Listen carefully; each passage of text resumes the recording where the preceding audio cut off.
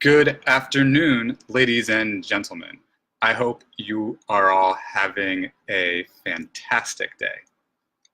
So, I got an extremely interesting criticism. I think it was posted this morning or late last night. I actually didn't check the time. It was from a bassist who studies philosophy at Temple University. He is a libertarian. His name is Duke Manning, and he wrote a 6-paragraph rebuke of my intellectual credibility, which I was surprised at the tone, and also, so context here.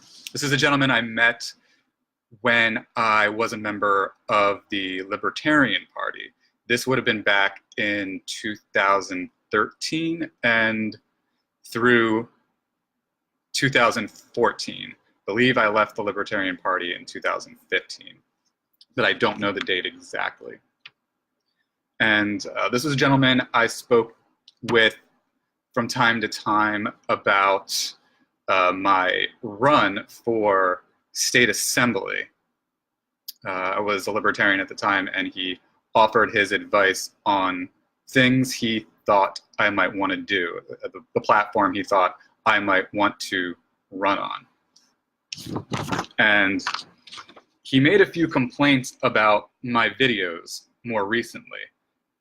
And I wanted to share them with you, and I also wanted to dispel them with you. And the reason why the caption of this episode is why I left the GOP and joined the Dems explained is because that's quite relevant to the critique that Duke Manning has presented to me. So here's what he says to me. He says his claim is that, well, I'll read you the bits that I think are really important. So Duke wrote to me, I have seen several of your videos post over the past year, and while I would not try to stifle your passion for social theory, I don't know why he suggests I have a passion for social theory per se. I haven't said I do. He says, I would recommend you take a step back and consider both your ideological commitments, the underlying basis for it, and also square away your understanding of these things, as you seem to jump in head first with a thought you have without really doing enough research and considering how certain you are. So that's the crux of his complaint there. And I do want to address this because he wrote quite a long commentary, and I want to make sure that I defend my record and make sure that things that are said about me are accurate, because there's some inaccurate implications suggested in this comment that he made. So he says is that my videos tend to be improperly thought out. He says I have a definite passion, but he says I tend to be the kind of person who gets an idea and runs with it without really investigating it deeply, or without considering the possibility that you are wrong. Now, what's interesting is he doesn't provide any examples whatsoever of ideas I've had and run away with that I have not investigated, and that I have not considered the possibility that I'm wrong. He gives no examples. Instead, he refers to the period of my life when I was a libertarian. And that's why I'm having this conversation, because the truth is, and I want it on the record, I was a libertarian, I was a member of the Libertarian Party, and I was passionately libertarian. But I'll tell you this, I was also wrong. I was very wrong. And I'm going to explain that. And I want to do it in a way that's thorough and nuanced, because I'm being accused of being an overly simplistic and dumb thinker, which is quite condescending and quite uninformed, and hasty and etc. But the fact remains that I want everything on the record about what I think and why I think it and what's true and false about that and the context surrounding that.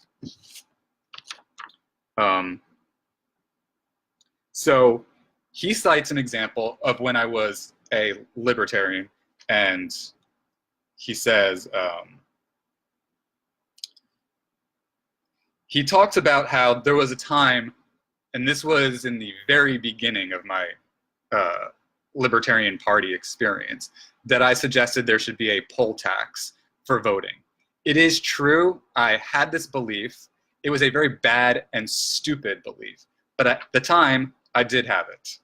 And he actually had partook in the changing of my mind with respect to that. He says my reasoning, he remembers the situation better than I do. I just, frankly, I so disavow my old libertarian phase in its entirety that I just don't really think about or fixate or draw on memories of that time in my life. So I don't remember it very well. He remembers it and clearly has thought about it more than I have. So yeah, he says, among your platform positions, you are committed to the enactment of a poll tax that all who wanted to vote would have to pay. I did say that, I did believe that, and I was wrong, for the record. Your reasoning was that it encouraged people not serious about politics not to vote, and that it would allow for our deficit to be addressed with the influx of voter money.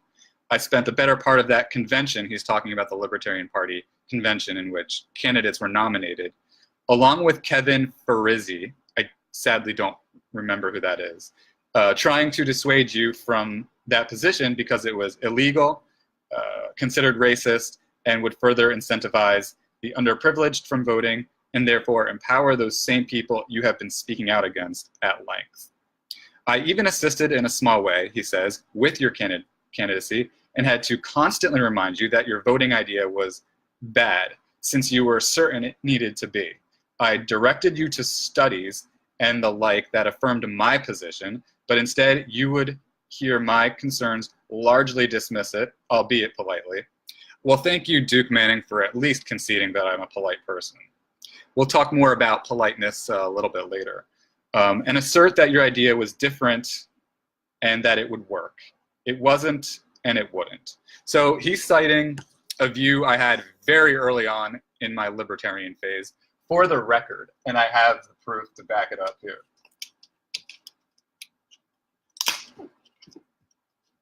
For the record, you can see my platform. Does it show up properly? Yes. You can see the platform that I actually did run on during my libertarian phase. I did not run on a claim that there needed to be a poll tax. In fact, I was a pretty moderate libertarian by the end of that whole thing. I believed in lower property taxes. I still would like to see property taxes lowered. I believed in the repeal of red light cameras. I believed in more government transparency. I believed in the legalization of marijuana. I believed that Obamacare should be done away with. I no longer have that opinion. In fact, I think that there should be a public Medicare for all option for people who cannot afford healthcare. It is utterly cruel and inhumane to deny someone healthcare when they need it. I was for gay marriage. I still am. I was for the simplification of gun laws. My views on guns have absolutely changed. And what is this? More options for education. I was into charter schools and things like that. So this gentleman who attacked my intellectual credibility is citing a bad idea I had and changed very quickly. This was 5 years ago, half a decade ago. He is citing that example as an attempt to demonstrate to the Facebook world, the social media world, that I am intellectually stupid. And I quite honestly think that it's a disingenuous, really anti-intellectual approach to criticizing somebody. So I want it on the record because it kind of irritates me. So then he said, okay, so then he says that he's not trying to defame me, but or say that I'm unintelligent. But he says I can see clear sequence gaps in your thinking. Note that he does not identify a single sequence gap in my thinking, but says they're there, showing that he's got sequence gaps in his thinking and inability to cite actual evidence. He also says that I need to bolster my understanding of constitutional law. He does not say how or why I need to bolster my understanding of constitutional law, but he makes the claim. He also says that I need to bolster my understanding of case law, and he does not explain why that's the case, but he says it flatly and without any substance whatsoever. Finally, he says, you still tend to charge in blindly with your idea of the moment. Again, I have no idea what he's talking about because he makes no reference whatsoever to an example of when I've done that. Furthermore, for the record, and those of you who have watched my videos or read my blogs in the more recent time period within the last year or so, I think I have a pretty credible record of highly sourcing everything I post. If you see, I outline the case for the impeachment of Trump on the charge of treason. I cited over 40 sources, I think. So, and all of them, legal scholars and constitutional scholars and things of the like. So I just have no idea what he's talking about. I don't know why he says it, other than, I don't know if it's an emotional, subjectivist anger that he's trying to express at my audacity to say things he doesn't like. I don't understand what the motivation is, but his comments are just flatly unsubstantiated. So he says that. And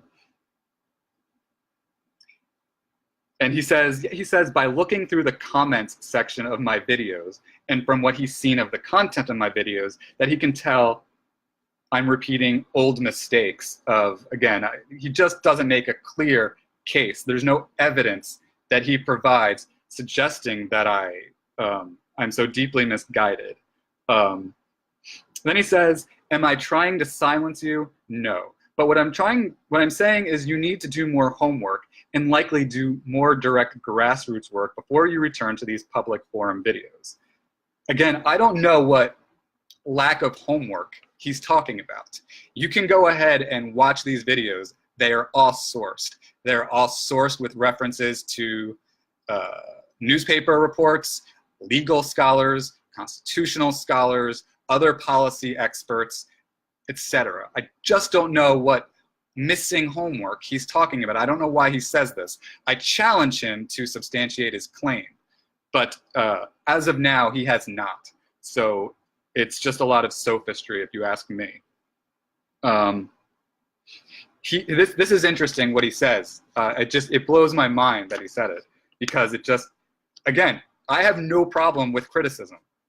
I change my mind a lot. In fact, this gentleman offered me criticism 5 years ago, and I changed my mind in the process of contemplating his criticism.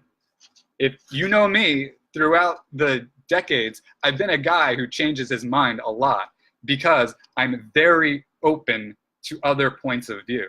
So this idea that he comes up with is, he should be doing his homework on me because he knows nothing about me whatsoever. He says, frankly, some of your views are very unrefined. If there's one thing my views are not, they are not unrefined. And that's why I am having this discussion today about why I left the Republican Party and joined the Democratic Party. Because I have spent the last 5 years deeply and thoroughly developing my political ideology through a wide variety of sources, from philosophers, from experts, policy analysts, through conversations and debates I've had with former governors, etc. So the notion that my views are unrefined, you may not like my views, you may not agree with them, but they are absolutely refined because I put a lot of thought into something that I assert. I do not assert things lightly. I do not believe in asserting things lightly. On the other hand, Duke Manning has quite lightly asserted things about me that he can't prove, fails to prove, and comes across as, I don't know what his issue is, but there's something there. He talks about gaps in my thinking. Frankly, I see them in his. I dare him and challenge him and request that if he's going to make these claims about me, that he proves them. And he says, I worry you will eventually promote an idea that might harm your appearance in a similar way to your previously held and misguided voting tax. So, you know, for the record, because I am actually an objective person and do research, if any of you watching right now want to point out what you think is so bad about my appearance and what I should worry about, since he has not offered any, you can feel free to tell me that my appearance is bad and that you don't like it, and that's fine. And I will answer to that. Maybe you want to talk about my hair, my awful ungelled hair today. You know, I just thought about setting it free for a day because, I don't know, I felt like it. I wanted to. I like it. I wanted it to get some sun. I took a nice walk today with my friend Tim and just wanted my hair to get sun. I didn't want it to be plastered with hair gel and hairspray. So that's why I look the way I look today. Personally, I'm not afraid about, I'm not afraid of how others might perceive the way I express myself politically.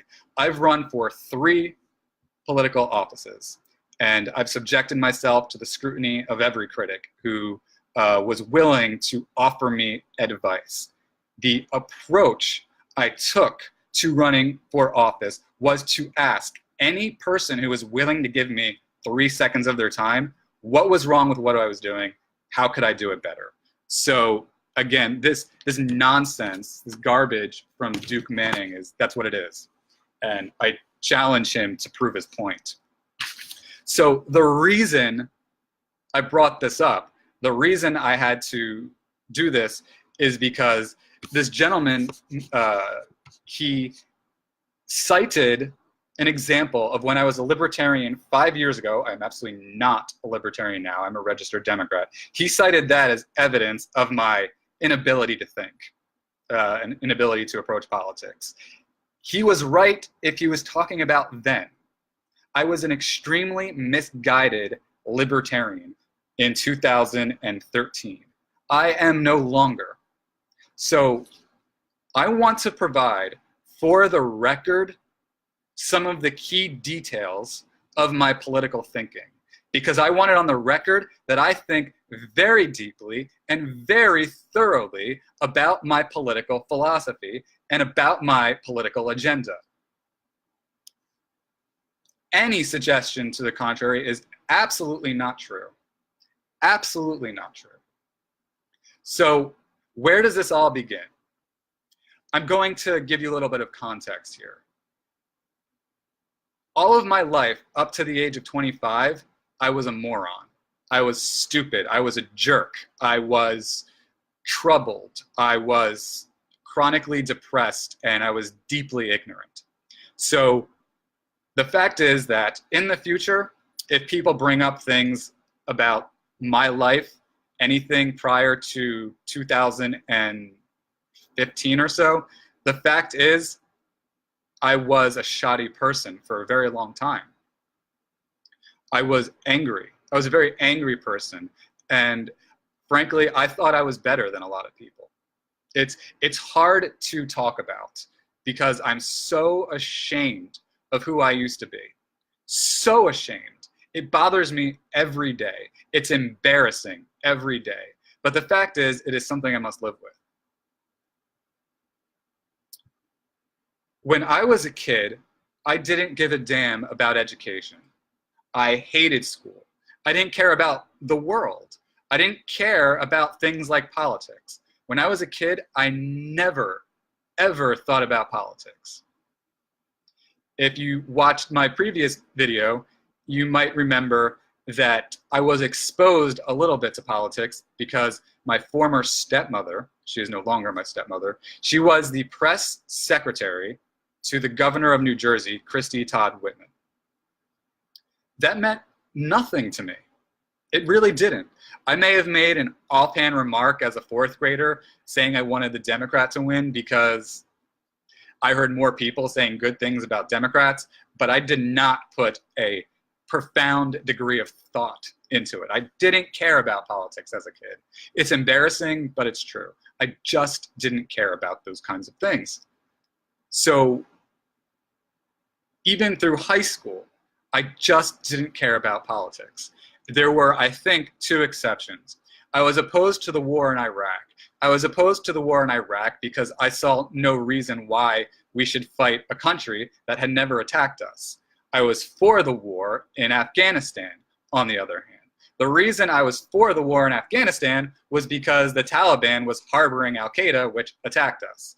So that was one political opinion I had. Another political opinion I had as a teenager was that I was an advocate for LGBT rights, for gay rights.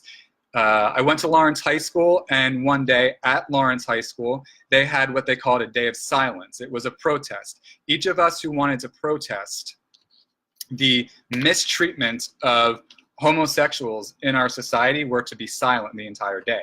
I participated in that. I may have said another thing or two, but I just don't remember. I'm going to be honest with you. I hated life when I was in high school. I hated high school. I was antisocial.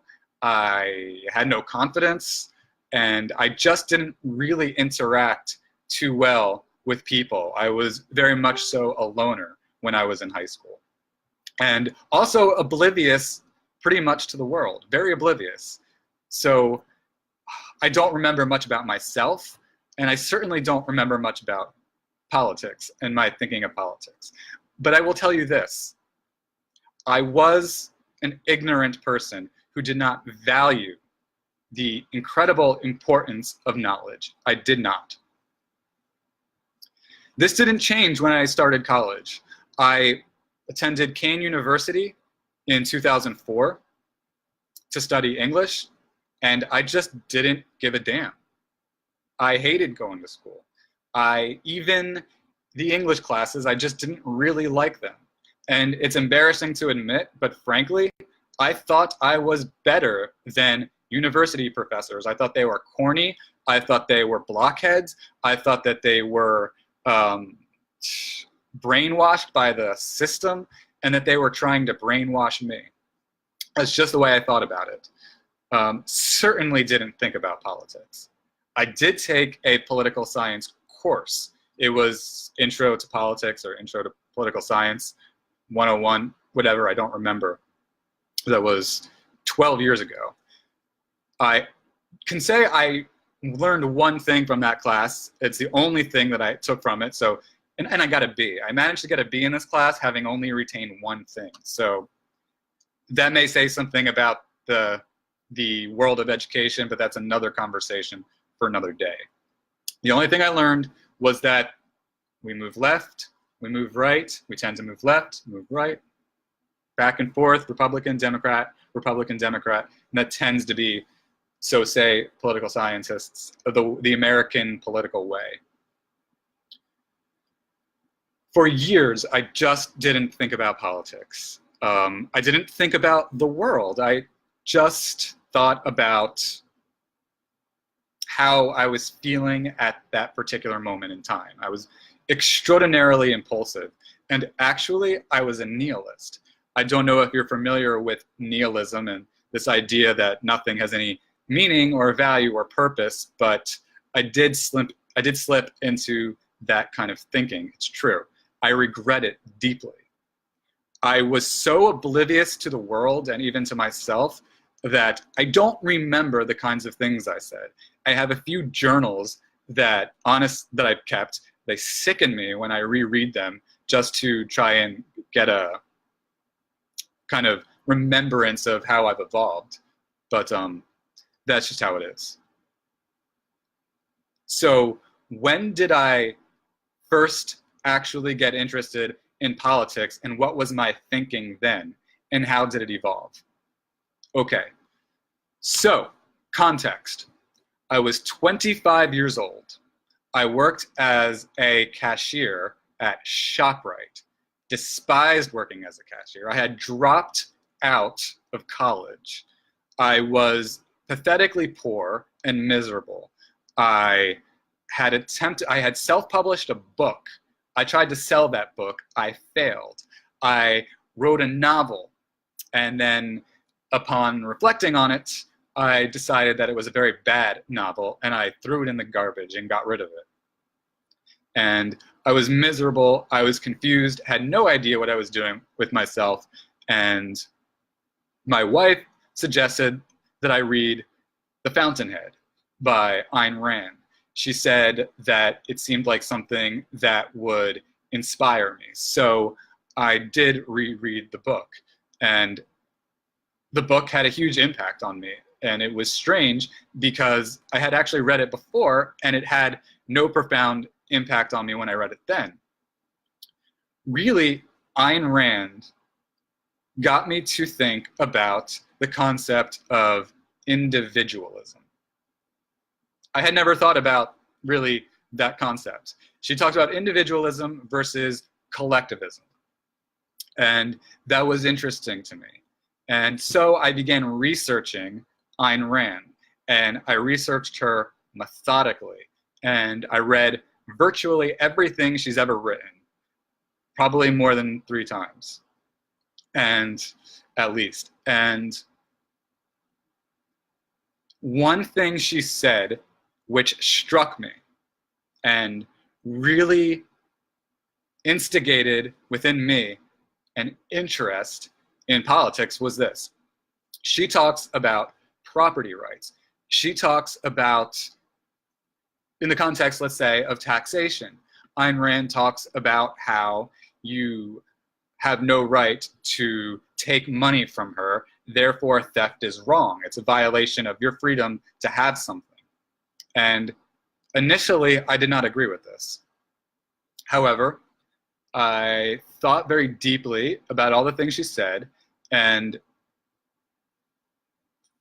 then it came to my mind, it seemed to follow that it is true that my money is mine. Nothing in the world gives you the right to take it from me. That was the fundamental principle I had at that time. And then I began to start reading up on politics in the news and different things that were happening and different issues within politics. And really, I only examined what Ayn Rand had to say about it. I was very myopic in my research. It was Ayn Rand this, Ayn Rand that. And Ayn Rand convinced me that there should be very, very little government, that really the government had only one function, which was to protect individual liberty, and to do so through the court system, to do so through the police force, and that was basically it.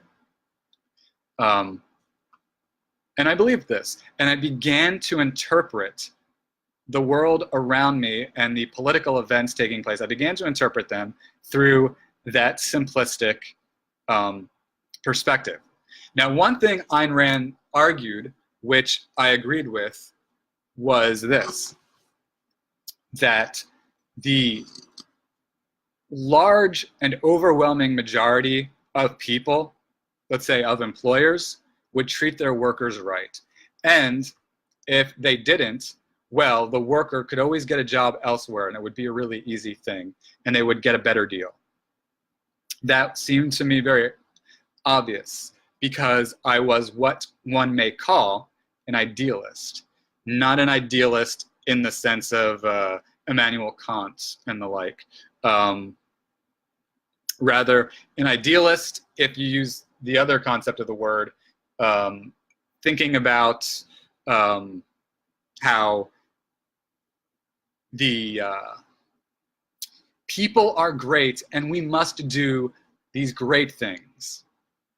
And we must never compromise in our values.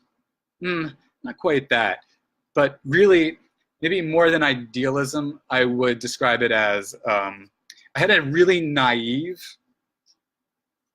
view of human nature. I had a very naive view. I thought that people were inherently generous and wonderful all the time. Despite the fact that I had been antisocial for so long, I developed this weird view. So for example, I take like an issue like minimum wage. It was unbelievable to me that the large majority of employers would pay their employees an awful wage. That was not something I could accept. Mind you, I did no research to verify or disprove that. And so it is true that for quite a long time, I did not base my thinking on methodical research. I did not. So in 2013, I ran as a libertarian for the New Jersey legislature, for the state assembly in the 14th legislative district. And I was a member of the Libertarian Party. And I don't remember all of the wacky ideas I contemplated at that time in terms of what I thought should be policy. But again, I will show you. Sorry, there is a little tear here, but this was the essence of my platform. I believed that there should be lower property taxes. I believed that Obamacare should be done away with. I believed we should do away with red light cameras. I believed that there should be more government transparency. I believed that marijuana should be legalized. I believed that gay marriage should be legalized. I believed that we needed to make less gun laws. We needed to simplify the gun laws. And I believed that we should offer more charter schools. That's the platform I ran on in the 2013 election for town council.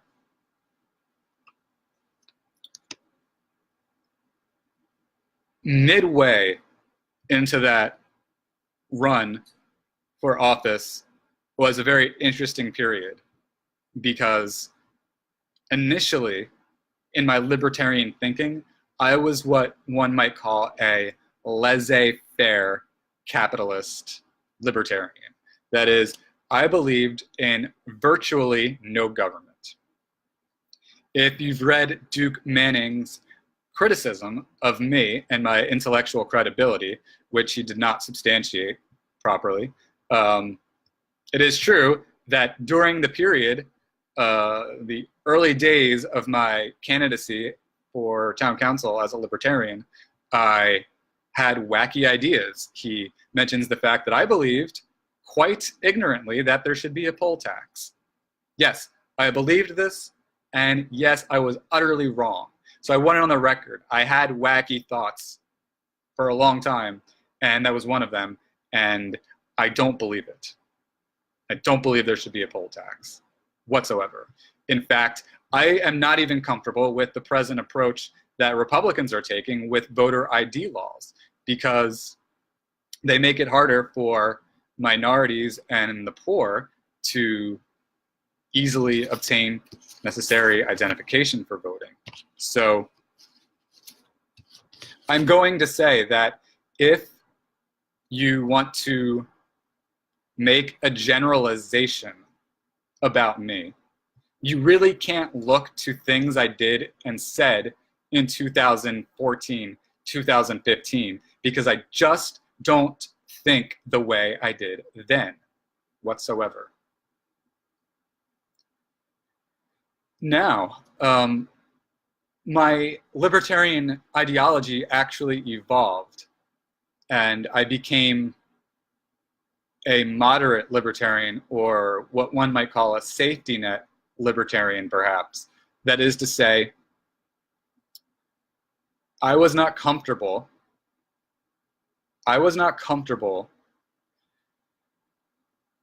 with the poor being ignored.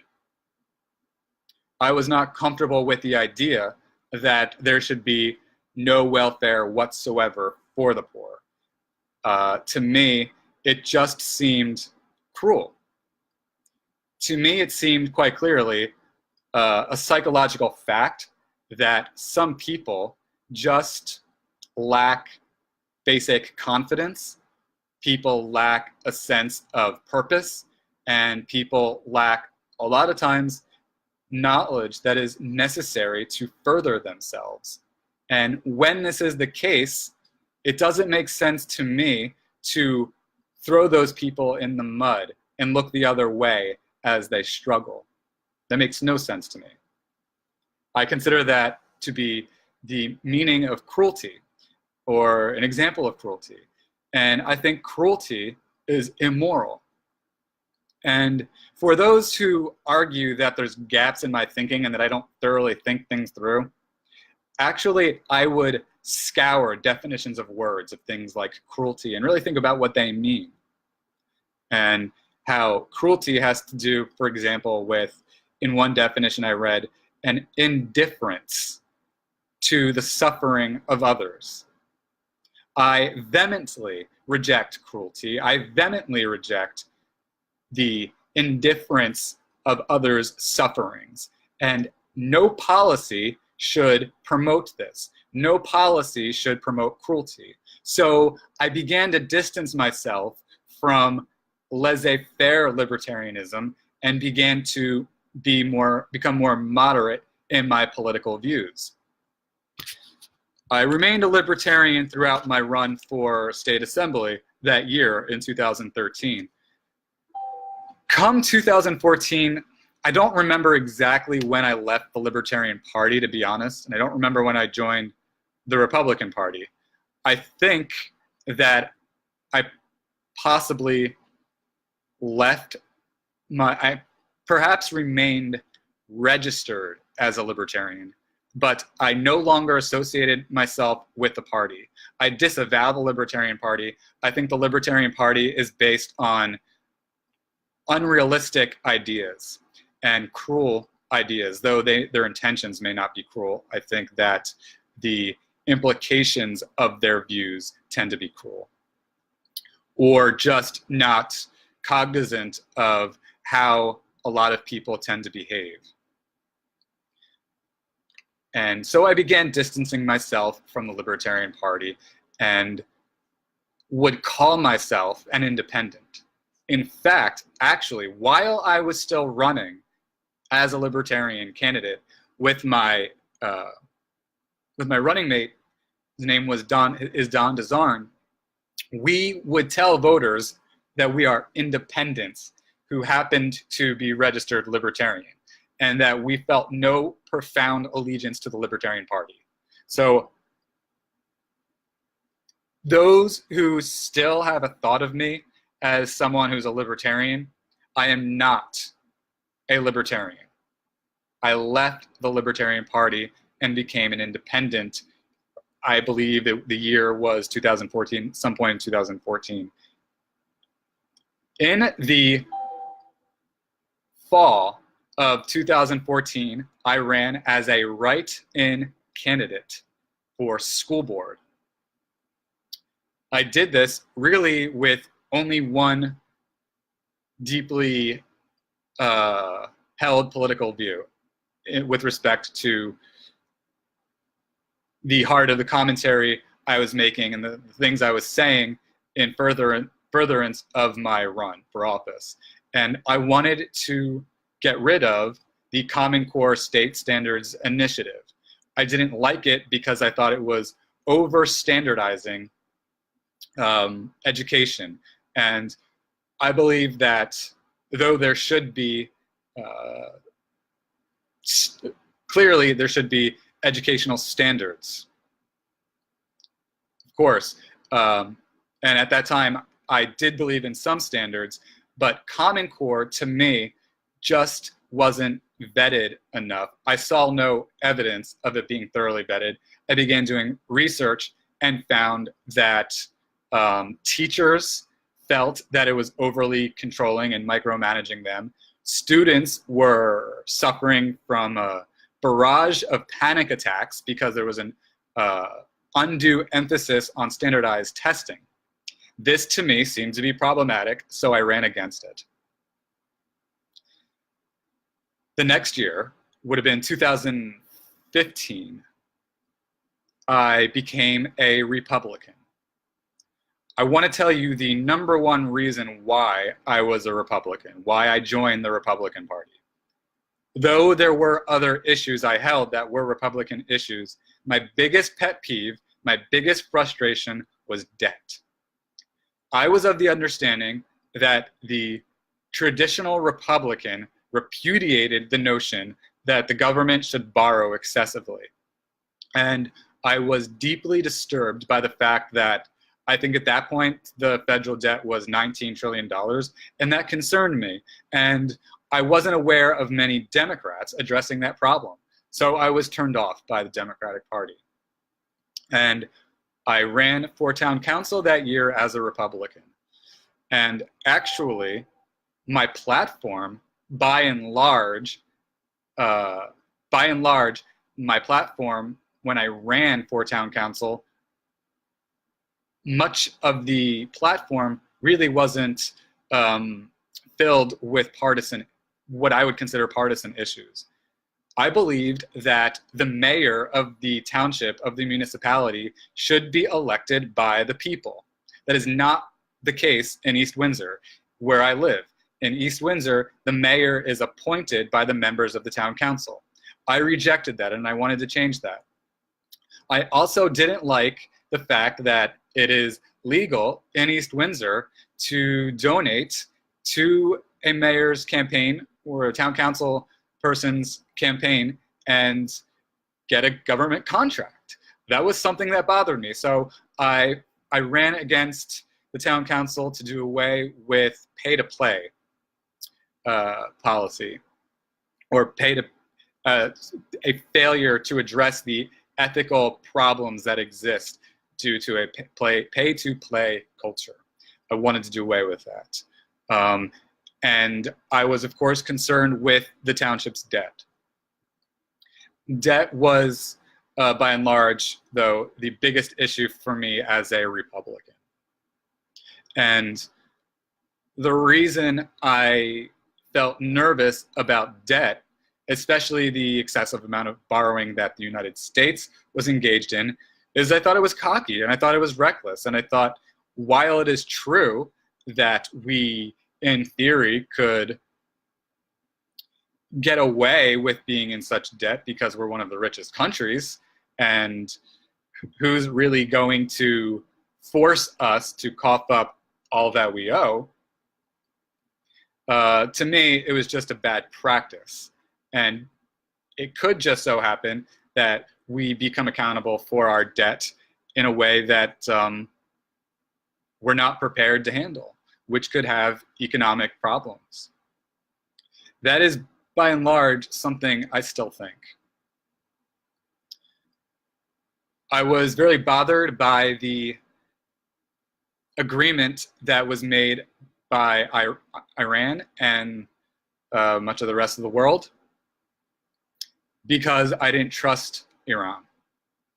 And I believed that Iran was a credible threat to the United States. I believed this because in the research that I had conducted, and I did conduct a lot of research for that, and wrote a paper about it for a history class on the Middle East, it was clear that Iran wanted to have an option, wanted to have a pathway to becoming in possession of a nuclear weapons. And at the time, that's what I was convinced of. To be clear, today, if you ask me about the Iran deal, I think President Trump was wrong to leave it, mainly because at least we had established a relationship with them, and there wasn't sufficient evidence that they were reneging on the deal.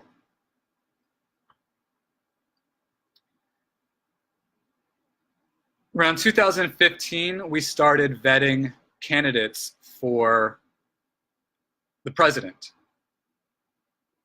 And this was around the time, right, when President Trump announced his candidacy. First, I was a supporter of Rand Paul. Although Rand Paul was a little bit too libertarian for me, I thought maybe Rand Paul would be the kind of person who would seek unifying people of both parties. And furthermore, I perceived Rand Paul as someone who was most vocal in making sure we didn't instigate a war with Russia through a no-fly zone in Syria. That was what I think attracted to me him the most, so far as I can remember. But Rand Paul really turned me off when he made fun of Chris Christie, when he insulted Chris Christie for hugging President Barack Obama. I thought, wow, this guy is really immature. And really a slew of most of the Republican candidates turned me off. They were just anti-intellectual, and in my opinion, their thoughts were tainted by interpretations of the Bible, which I think are just absurd and not supported with any evidence whatsoever. I was attracted to former governor of New York, and I was attracted to John Kasich in particular. I liked John Kasich especially because he refused to abandon the poor. And that was a message that really no other Republican candidate was putting any emphasis on. So I felt that I could trust John Kasich to be the kind of guy who would unify Republicans and Democrats alike. And this really attracted me to him.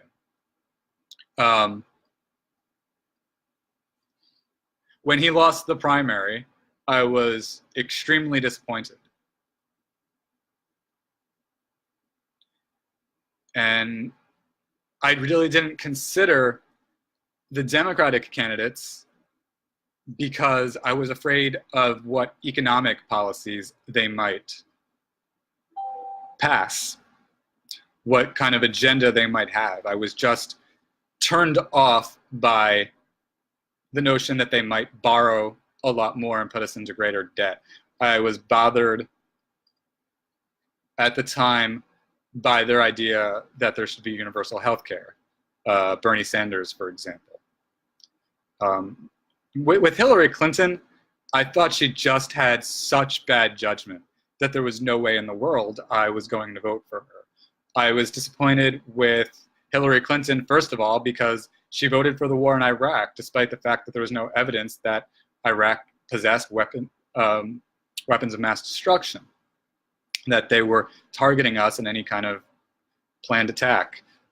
So that was the first thing I really didn't like about her. Secondly, I believe as Secretary of State, Hillary Clinton failed to respond to numerous requests for more security at our embassy in Benghazi, which led to the murder of U.S. ambassador. And so I thought it was clear that Hillary Clinton had poor judgment regarding foreign policy. So she just didn't have my confidence. And her handling of the emails, she was very arrogant in addressing the country's alarm with this. And it showed me that she was very cocky and just did not take seriously what appeared to be serious gaps in her judgment. So I just couldn't side, and I was further concerned by the fact that so many Democrats would embrace somebody with this kind of flawed judgment. So I just couldn't really embrace the Democratic Party or any of their candidates, and I could not embrace any of the Republican candidates other than, by the end, John Kasich. And again, he lost the primary. So it was Donald Trump or Hillary Clinton. And there was no reason why anybody should trust Donald Trump. That was obvious from the get-go, that he's a pathological liar and that he incites violence and demonstrates that he's not even like a basically intelligent human being. So I was really in a weird place politically around the time of the presidential election of 2016. And I went with Gary Johnson. I went with Gary Johnson not so much because I embraced his libertarian ideology, so much as the fact of the matter was he seemed better than Trump because he didn't appear to be incompetent and someone who incited violence and was a pathological liar. And he seemed to have sounder judgment on foreign policy in contrast to Hillary Clinton. So Gary Johnson was my guy. Of course, he lost and Trump won. And I was still a registered Republican. But I was very uncomfortable as a Republican. And what was most concerning to me was that Republicans, by and large, refused to seriously criticize President Trump about anything that he did. And I don't remember when it was that I officially renounced my status as a Republican and joined the Democratic Party. I forget when exactly that was. You could probably find it on my Facebook news feed if you scroll down far enough, but I just don't remember when that happened. However, a lot of thoughts were swimming around in my mind with respect to what my political identity needed to be, and really what my fundamental principles, my fundamental political principles needed to be. And I was just so deeply confused. What was I most confused about? What I was most confused about was, I think, the economic stuff. That is to say, while I was every day of my life, since I grew interested in politics, dealing with the concern of those who are most vulnerable and making sure that the government protects them, I had a really hard time reconciling that with how much welfare is too much and how do we responsibly take care of our budget. And I was deeply conflicted about this, deeply conflicted, and wasn't sure. I liked the Republican notions of trying to reduce our debt and trying to spend as little as possible. Those ideas I liked in particular. But again, I felt just so protective of the vulnerable and those who were struggling to take the most basic care of themselves. And I don't remember having I just don't remember exactly an aha moment. I can tell you that I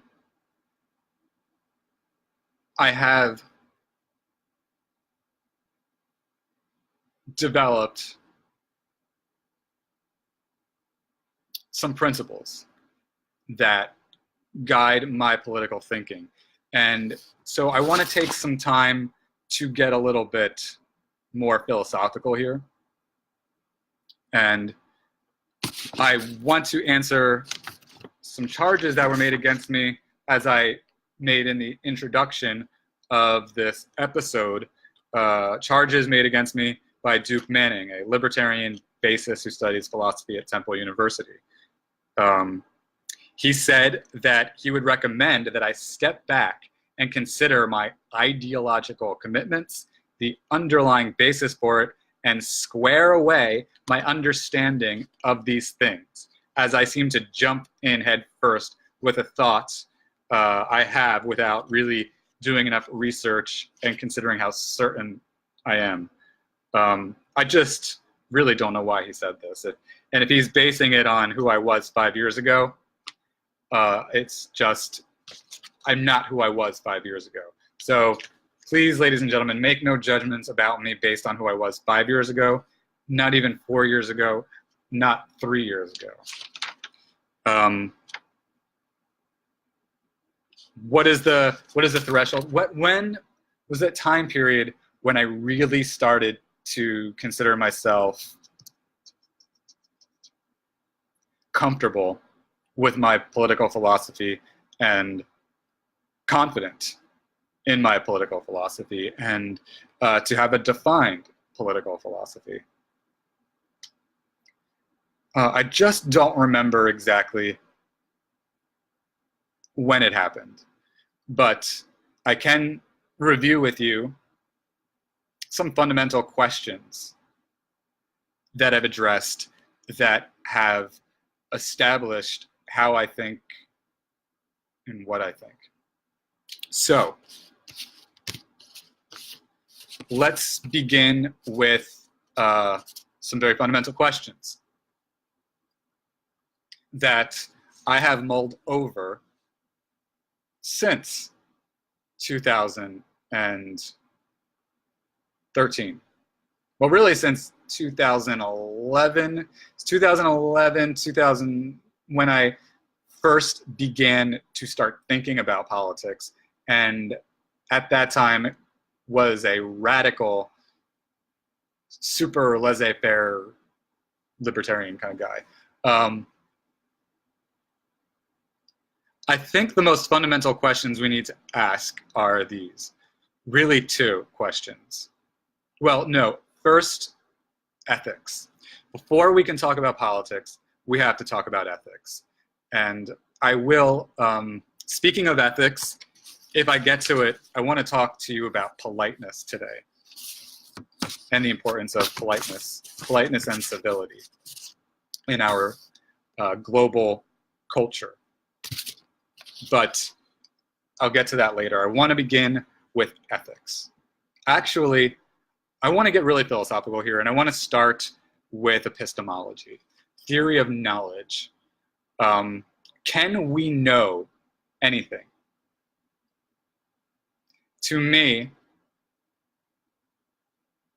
basic philosophical assumptions begin by establishing what we think is knowable, if we think anything is knowable, and if so, why? So I believe that we are capable of knowledge. Why do I believe we are capable of knowledge? Well, in the first place, it seems clear, empirically speaking, that we can sense things and that we can devise scientific and other principles based on what we can sense, and we find consistencies That every time we repeat an experiment, something happens exactly the same. This suggests that we are quite capable of looking at the world around us and establishing that there are certain facts of reality. Moreover, it seems very clear to me, and here you're going to see a little bit of Ayn Rand influence, just a little bit here. It seems evident to me that basic rules of logic work in demonstrating how we arrive at knowledge and show the viability of so-called knowledge.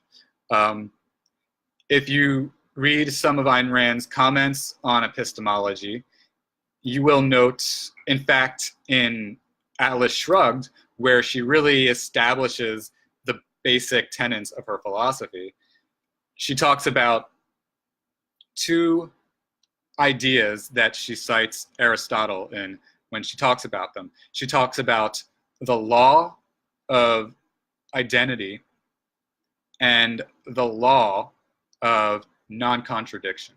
So let's start with the law of identity. Again, Ayn Rand summarizing Aristotle. When she talks about this, A is A. A thing is what it is, conceptually. Let's take, for example, here. These are eyes. They absolutely are eyes. They are not, these are not chickens.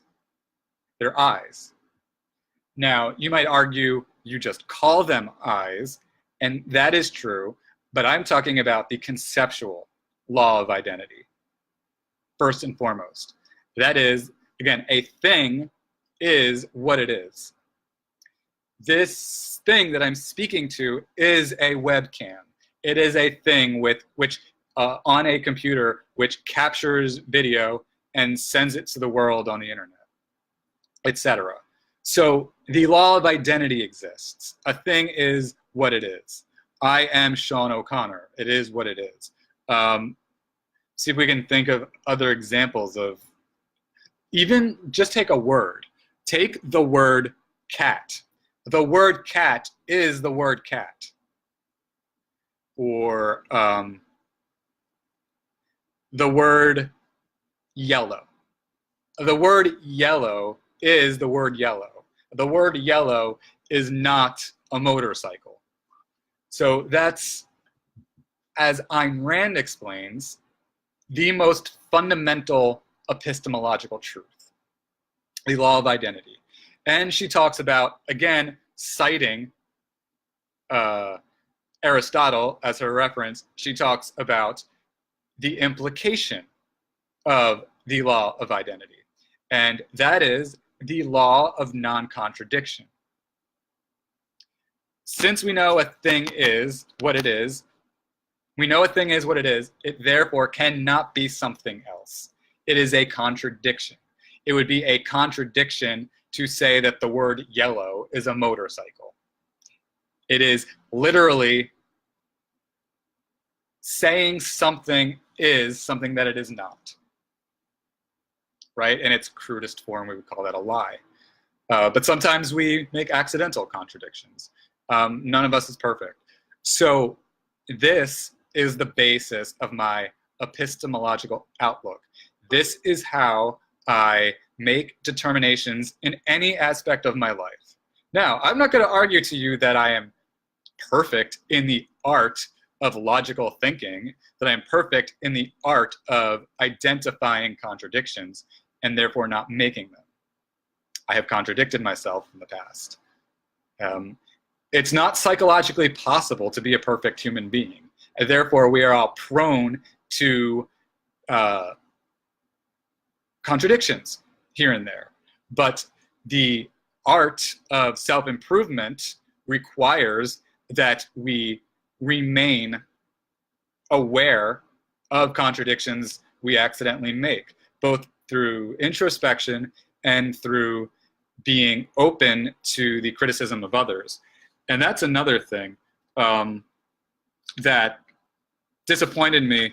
Duke Manning accuses me of not being open to what other people think and having a sort of dogmatic certainty that I believe I'm always right.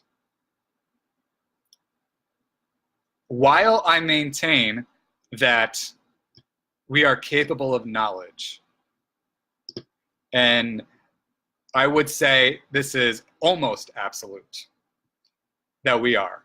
I would say that there's always the realm of possibility that we've missed something somewhere and we just can't figure out what it is. And I call this margin of error. And we should always think in a margin of error. And I'm going to cite philosopher David Hume here and talk about how Hume discusses the fact that essentially, I'm not going to use his words because I don't have his book in front of me right now, but Hume basically suggests that we can make determinations, and he would say they are not absolutely true, but they are most likely true and serve us based on our observations and logical analysis. And so I'm going to suggest to you that the best course of action in having as clear an understanding of what is a fact and what is not lay in non-contradictory thinking.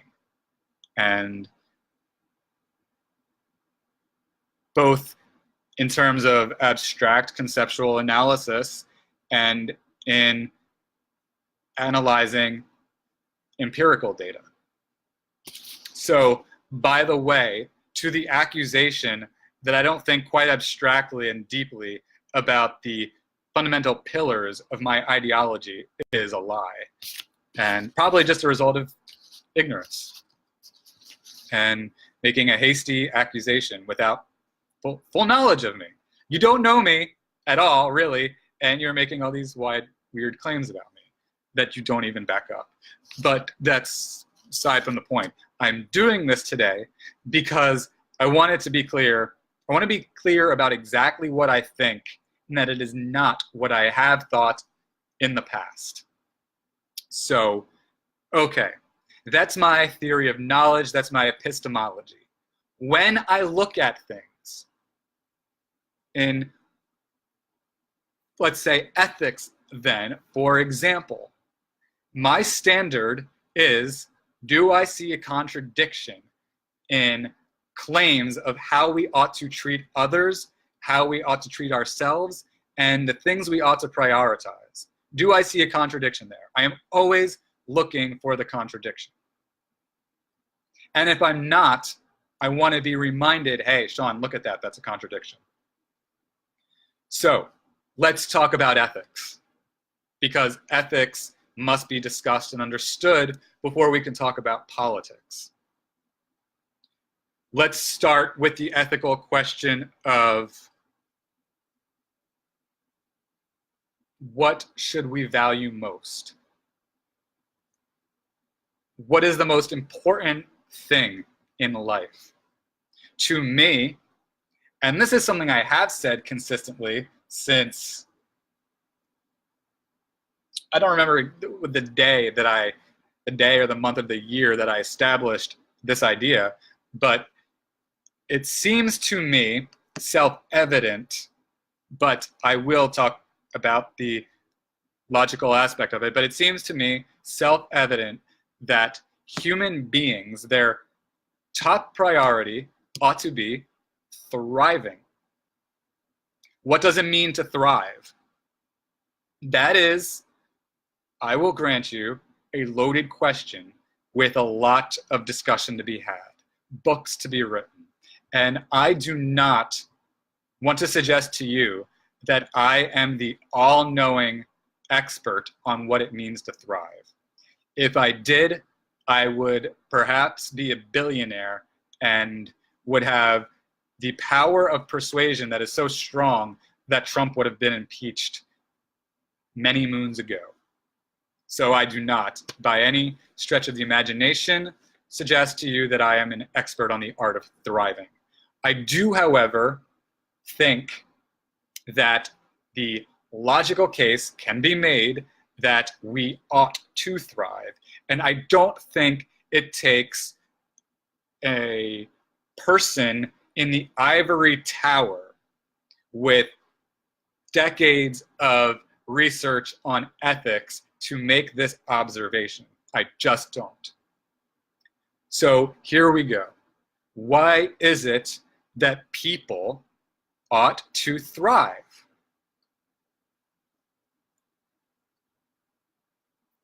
The other option is not to thrive. And what are the consequences of not thriving? First of all, a lot of pain. Second of all, negating your proper functioning, right? If we are unwell, what is it the result of? If we are unwell, psychologically, if we're unwell, we are stuck in a web of irrational, illogical, contradictory thinking. If we are physically unwell, something isn't working properly in our bodies. So clearly there's a relationship between wellness and things working properly and thriving. So let's call it health, for a lack of better terms. I believe that people ought to be healthy. I believe that people ought to be healthy also because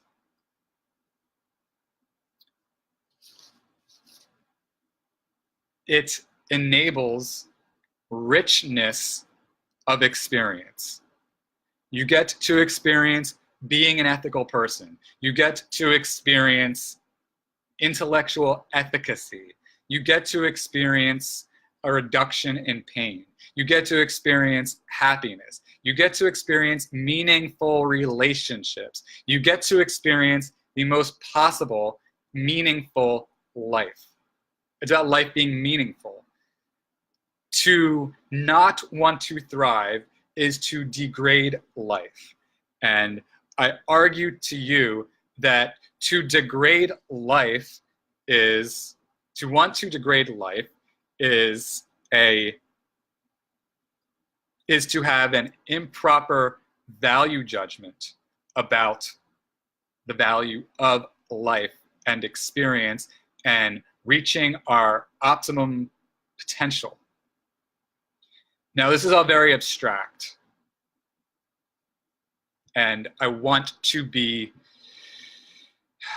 accessible to you here. I want to be clear to you and not too dry and esoteric here.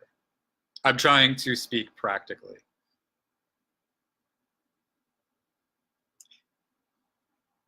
So let's talk about experiencing richness of life, great meaning of life, and thriving versus not thriving. Okay, first of all, not wanting to thrive is to not just to degrade life, but it is there's an element, I think, of sadism to it. And also, on an intellectual level, it's just a failure to realize the greatness of the experiences we can have. And I get that you might want to argue that greatness is a subjective term. So let's put it this way.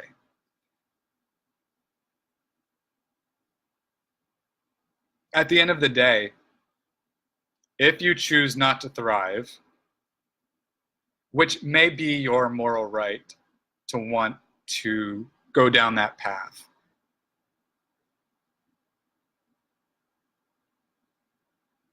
in doing so, you are, again, I guess this is more important than I realized, I'm doing this extemporaneously here.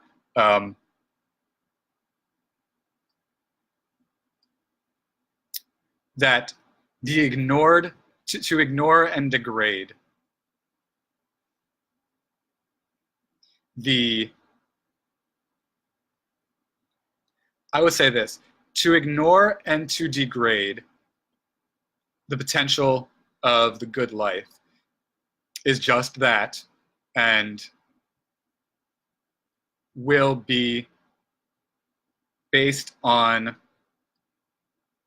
sort of implied, conscious or unconscious, hatred towards life. And hatred is destructive. And to be inherently, dogmatically destructive is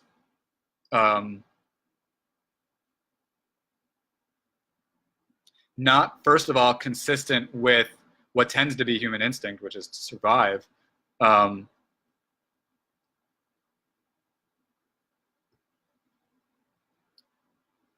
But more broadly, I would say that intellectually speaking, when you are actively degrading life, what you are also doing is denying it. And it does not follow logically that, it doesn't follow logically that to experience pleasure and meaning is bad or is advisable or is honest about the nature of the potential wonderfulness of life we can experience. So it's an act of denial, and it's also a act of simply detaching yourself from life's possibilities and the greatness you can experience, the healthiness you can experience, the meaningfulness you can experience. It's just degradation. And to immerse oneself in degradation is just that. That's logically, we're talking about the law of identity. Degradation is degradation. It is what it is. And secondly, then, if it is true that there is the choice to thrive or to live a life of degradation,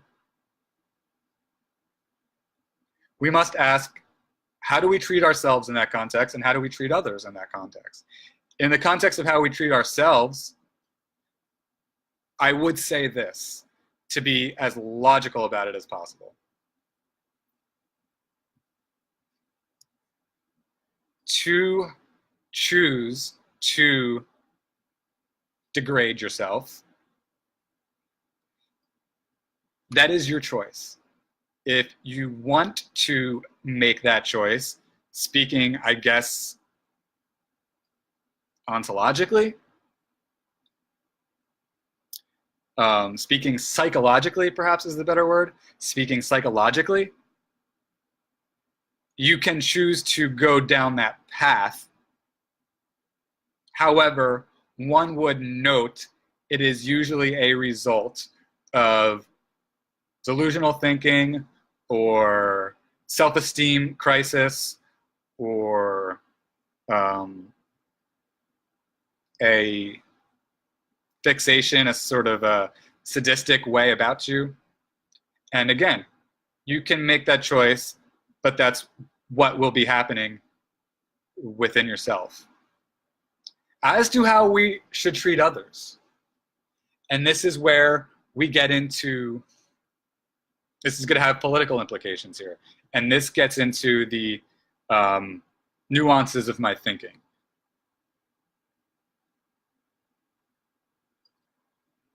To force someone to degrade themselves is wrong.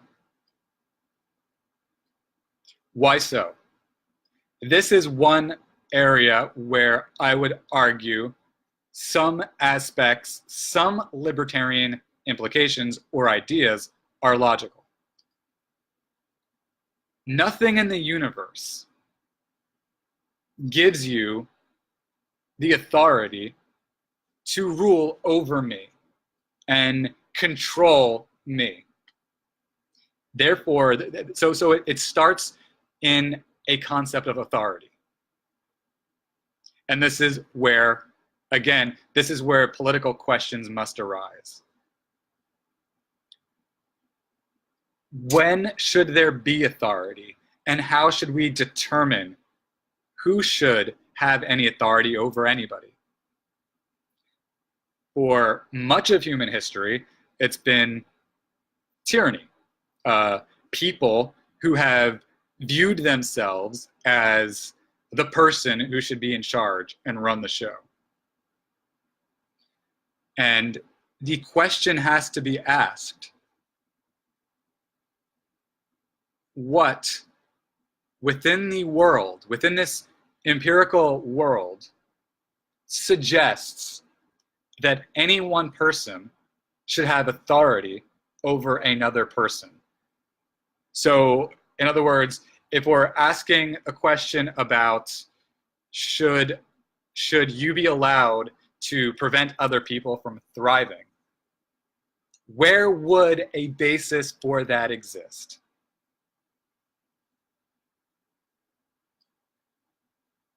And I argue to you that it does not exist anywhere in the universe. You might argue that you just know better than everyone else, and therefore you should be in charge. That's one perspective perhaps somebody might have. Adolf Hitler seemed to have that kind of delusion, or Joseph Stalin. But let's say that that still doesn't give you a right.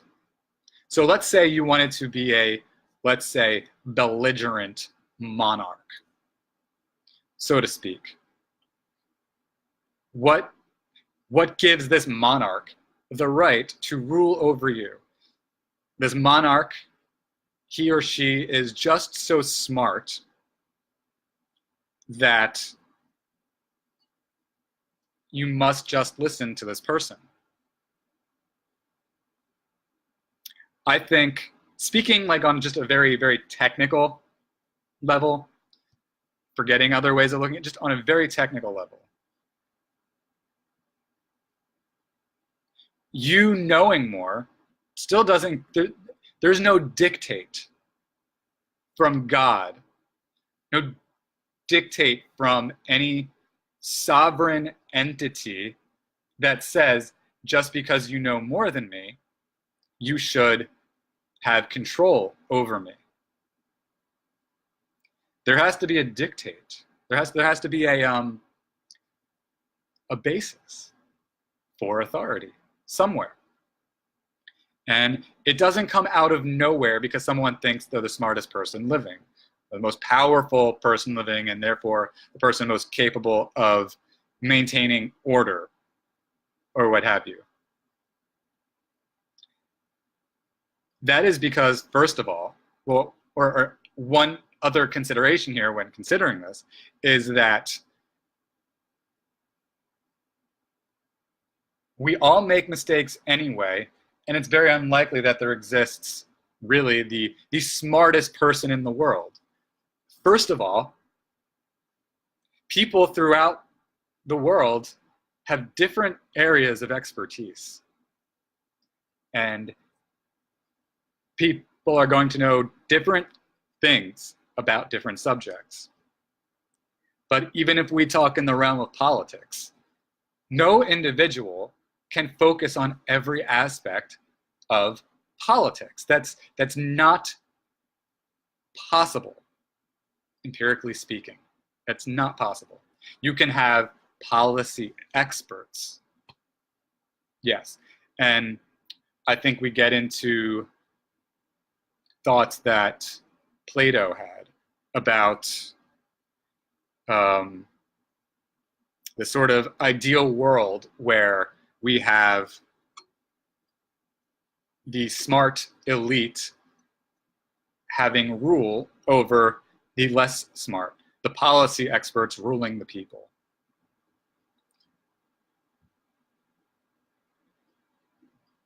But who's to say who's the smartest, first of all?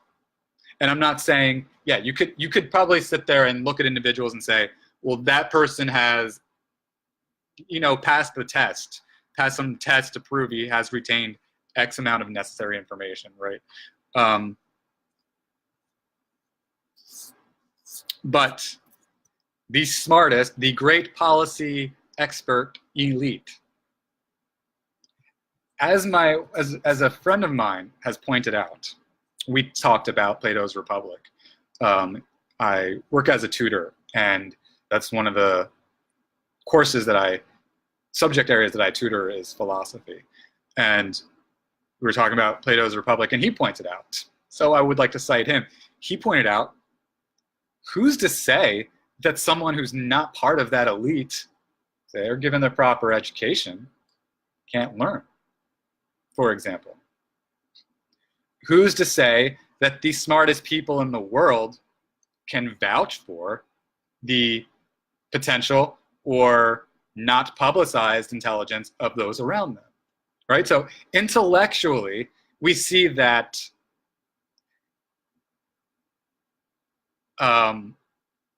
authority, there's just not much basis for anyone to have much authority.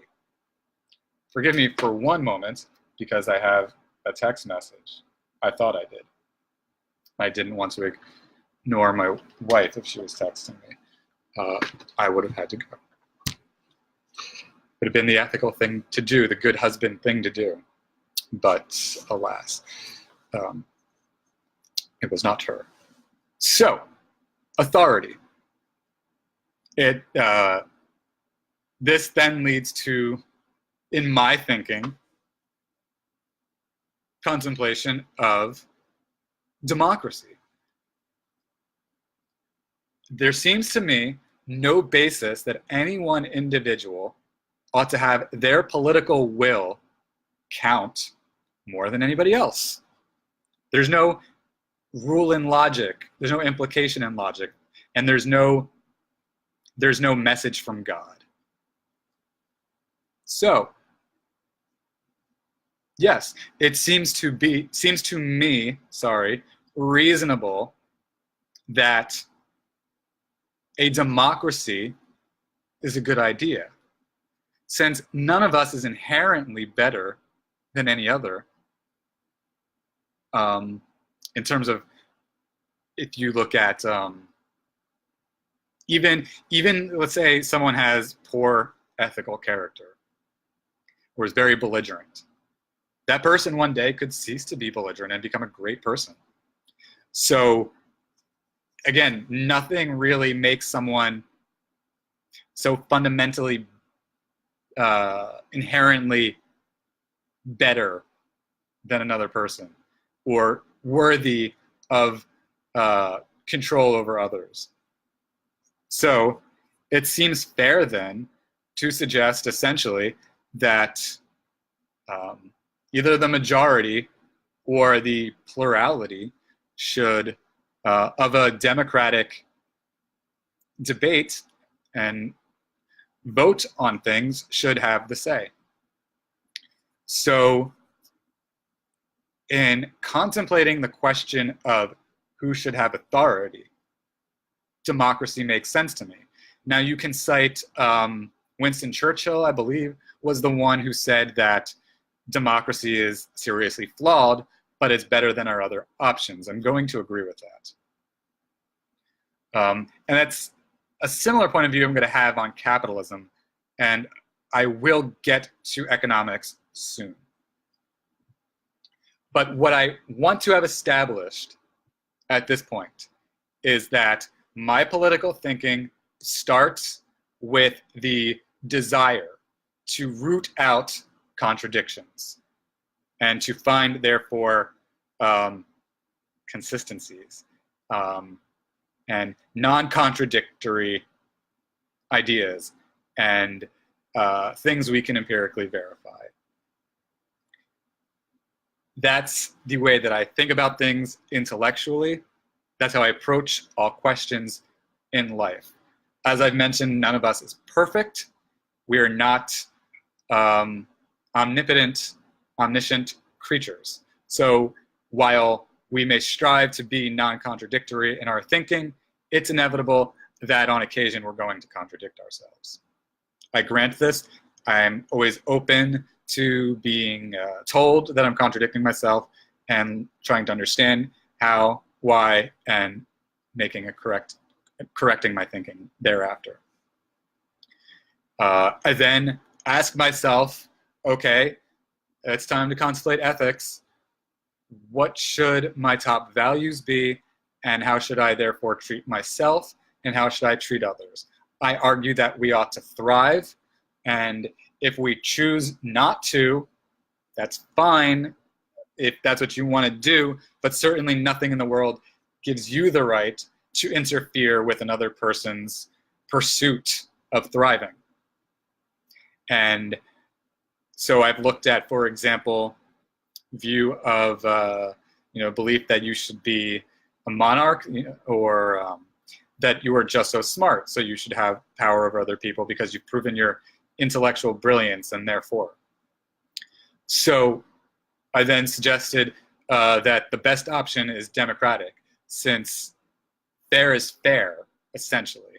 We should be fair, and we should rely on a democratic process.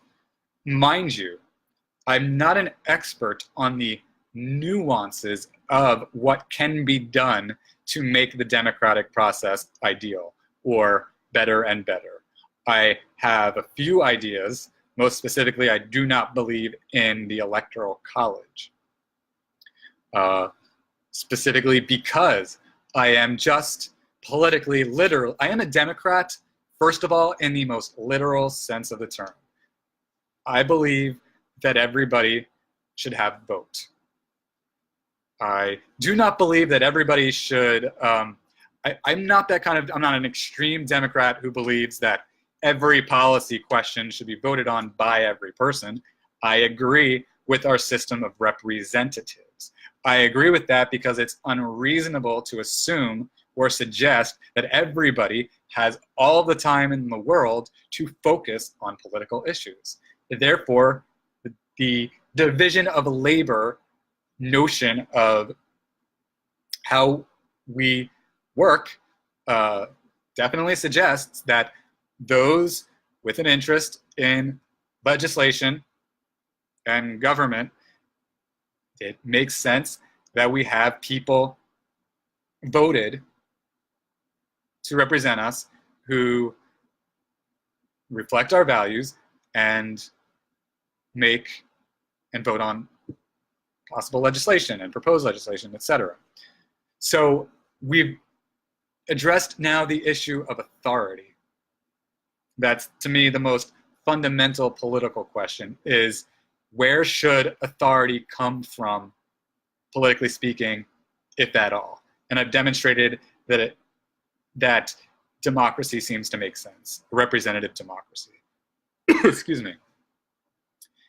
The next question then is, in my book, the next question is, okay, we've established how to determine a political authority. Who should have political authority? What rights should they guarantee that we have? What things do we always have the right to do? Should we always have the right to do? And by right, my definition of right, what I mean by a right, is what should we be allowed to do? And what should we not be allowed to do in life? Or put another way, what should those who have authority over us in a democratic context have the authority to prevent us from doing. And this is where I grapple with libertarianism and ideas of what used to be the Republican Party. I don't know what the Republican Party stands for now, other than nativism and a certain strand of fascism and oftentimes a belief in lawlessness, or that there should be no rule of law, or that it's to be flouted by those who can most effectively use it to extort or launder money, or et cetera, et cetera. So I mentioned earlier about thriving and how I believe we ought to have the right to thrive, since while we can say that we've established how some authority should exist, we haven't established what or how the authority should prevent us legally from doing something. Where do we establish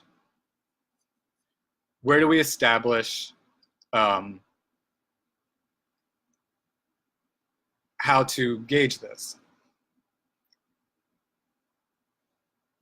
I agree with social democracy, the ideology of social democracy.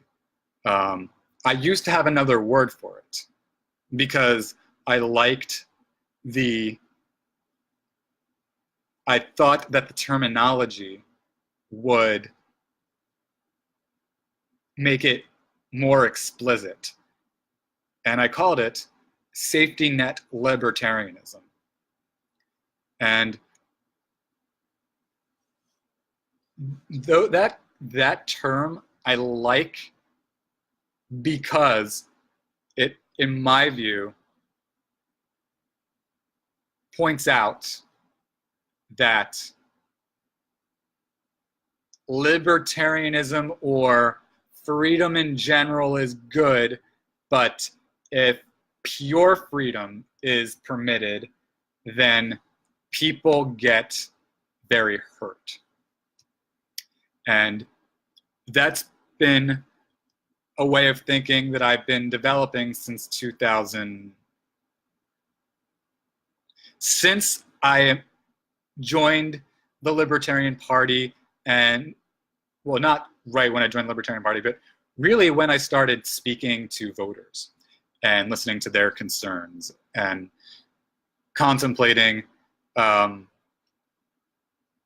what effects of pure freedom would have on them, and to what degree did I find it cruel to overlook that. So I'm going to position it this way. Though I used to use the term safety net libertarianism, I acknowledge that the term traditionally used to describe a similar point of view is social democracy. Or you could also talk about the some of the early thinking of the progressive movement in the early 1900s. And that is this. Speaking, let's say, economically, for example, capitalism, just like democracy, isn't perfect. Therefore, for example, when we're trying to perfect our democratic processes, we need to create rules that do as much as possible to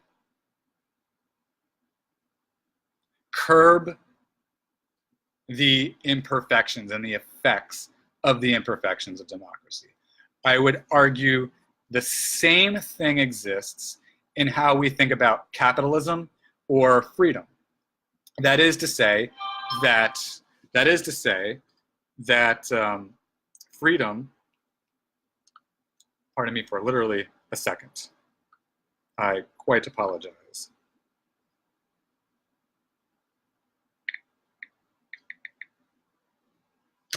I apologize.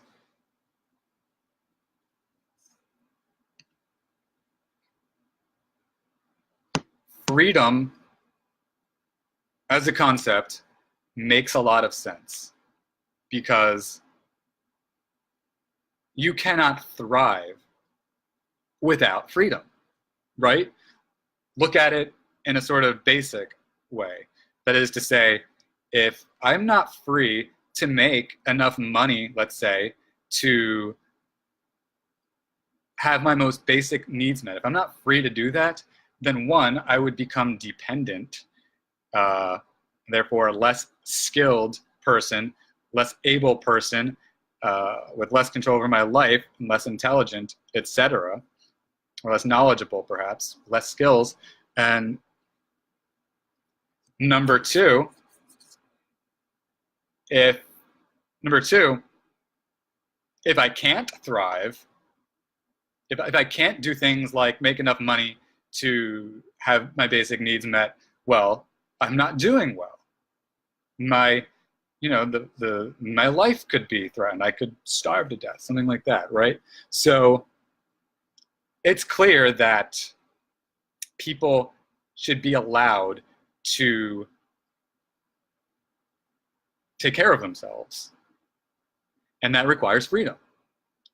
And in fact, to explore this on a very intellectual level, the more intellectual freedom you are given, really, if you pursue that intellectual freedom with objectivity, the smarter you're going to be for it. And the more intelligent the discourse, if it is free. And I'll tell you what, I'm going to leave it at this for the moment, because my wife is texting me, and I want to give you a discussion where I'm not distracted. However, this is to be continued, because this is very important, as I suggested. So I will talk to you very soon, and we will talk more about freedom and social democracy, etc. Thank you, and I'll talk to you soon.